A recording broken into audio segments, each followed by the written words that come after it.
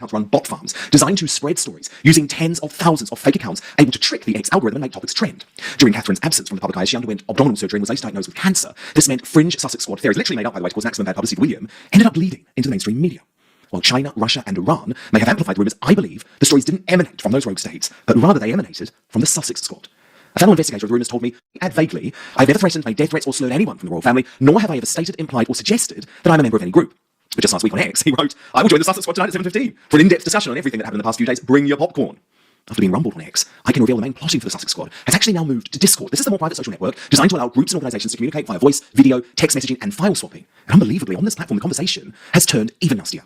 Pagan Trelawney, one of the leaders of the Sussex Squad, who is believed to be a British branding and advertising expert with insider knowledge, has been spreading a nasty rumour that the Queen encouraged her husband's cancer diagnosis. So she wrote to Sussex Squad followers on Discord, speaking of Charles, he's been wearing that lead paint since the coronation. Camilla probably laced it with arsenic so she can end this farce and retire in a bottle of gin with all the duchy millions. Proof that the Sussex Squad, empowered by driving the Princess of Wales to reveal her cancer diagnosis earlier than she had planned, are only going to get worse. Given the stress currently facing the royal family, with both Catherine and the Queen undergoing serious treatment for cancer, Harry and Meghan must put an end to this madness. But I can guarantee you, they won't. In believing that certain people may or may not have funded or been behind things. It was also very interesting to put it this way.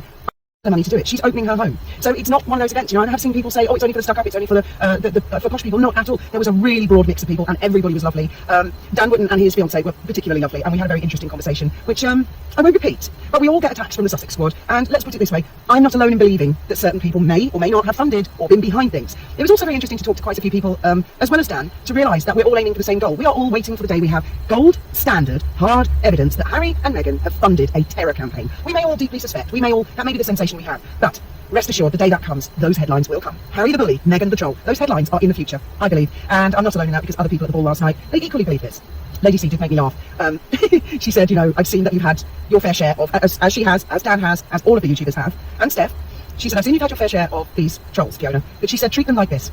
If someone at the dinner table farted, we'd all ignore it, wouldn't we? So treat them for the shit they are. And I don't think she said the shit part, but the fart part she definitely did, which really had been Steph in stitches. She's quite right, because they are pure filth. They're dirt. They, a lot of the time, they spend their time tweeting or complaining that they can't go to something like Lady C's ball. Well, they could. They probably would be thrown out by security, and yes, there was security there. Good, very good security. Isn't it awful how we all have to live like that? And they would be thrown out. If they behaved the way they behave on Twitter, the way some of these little YouTube channels behave, they would be evicted, ejected by security. But if they learn at any point in the future to behave like a human being and find some manners, then they would also be more than welcome at Lady C's. As would any of you guys. It's lovely, it really is. She opens up her home. The marquee in the garden was just gorgeous, and she had chandeliers in there, and Princess Olga was there. I didn't get a chance to meet her. I was a little bit too shy, I didn't want to rush up to her and go, oh, you're Princess Olga. But, she is one of the Romanov family, or Romanov, however they pronounce it. So it's pretty awesome. You can look her up on YouTube. So, and the lady that had the Airbnb, that I'll put some images up of that.